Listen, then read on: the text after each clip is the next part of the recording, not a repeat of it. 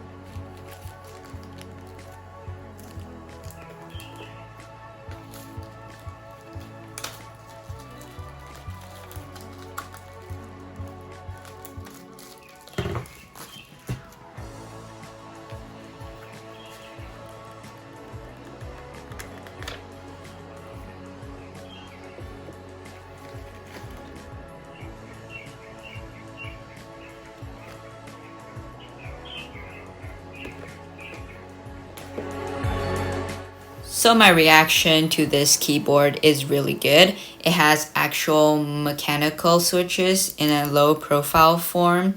It also has 3 reliable 5.1 Bluetooth connection, also with 1 cable to support the charging. And the keys were good, no wobbly or no acting weird.